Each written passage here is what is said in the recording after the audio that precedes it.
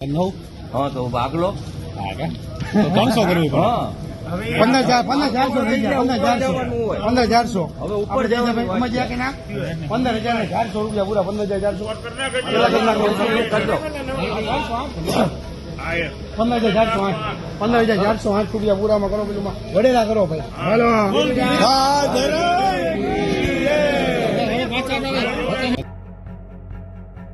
Rajkot marketing યાર્ડમાં આજથી નવા ધાણાની આવક શરૂ થઈ છે. યાર્ડમાં આજે વાવડી ગામના ખેડૂત નવા ધાણા લઈને પહોંચ્યા હતા. યાર્ડમાં વાવડી ગામના મનુભાઈ ધાણાને પાકને લઈને પહોંચ્યા હતા. રાજકોટ માર્કેટિંગ યાર્ડમાં અત્યારે કપાસ, સોયાબીન, જીરું અને બટાકાની આવક જોવા મળી હતી. બીજી તરફ યાર્ડમાં અત્યારે મગફળીની આવક પર રોક લગાવવામાં આવી રહ્યો છે, કારણ કે મગફળીની મતલબ આવક થઈ હોવાથી અત્યારે આવક પર રોક લગાવી દેવાયો છે. નવી જાહેરાત ન થાય ત્યાં સુધી મગફળીનો પાક ન લાવવા ખેડૂતોને અપીલ કરવામાં આવી છે. રાજકોટ માર્કેટિંગ યાર્ડમાં આજથી નવા ધાણાની આવકના શ્રી ગણેશ થયા છે. યાર્ડમાં આજે કુલ 75 ક્વિન્ટલ ધાણાની આવક થઈ છે. યાર્ડમાં ખેડૂતોને ધાણાના ભાવ 1300 થી 1555 રૂપિયા ભાવ મળ્યા હતા. યાર્ડમાં વાવડી ગામના મનુભાઈ ધાણાનો પાક લઈને પહોંચ્યા હતા અને ખેડૂતોને મણનો 15,408 રૂપિયા મળ્યા હતા. યાર્ડમાં કપાસનો ભાવ ખેડૂતોને સારો એવો મળી રહ્યો છે અને યાર્ડમાં કપાસની મતલબ આવક જોવા મળી રહી છે. યાર્ડમાં 3,400 ક્વિન્ટલ કપાસની આવક થઈ છે. ખેડૂતોને એક મણ કપાસના 1,350 થી 1,506 રૂપિયા ભાવ મળ્યો હતો.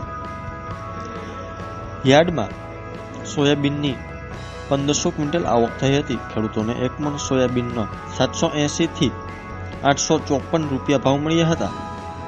યાર્ડમાં ટુકડા ઘઉંની આવક 550 ક્વિન્ટલ અને લોકવન ઘઉંની આવક 90 ક્વિન્ટલ થઈ છે.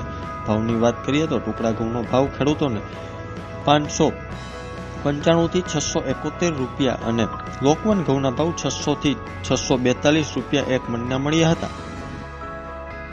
રાજકોટ માર્કેટિંગ યાર્ડમાં ડુંગળીની આવક 2,900 ક્વિન્ટલ થઈ છે, પણ ખેડૂતોને જોઈએ એટલા ભાવ મળતો ન હોવાથી ખેડૂતોમાં નિરાશા જોવા મળી હતું. ખેડૂતોને એક મણ ડુંગળીનો 190 થી 510 રૂપિયા મળી રહ્યા છે. શાકભાજીની વાત કરીએ તો સૌથી વધારે બટાકા અને ટમેટાની આવક જોવા મળી રહી છે.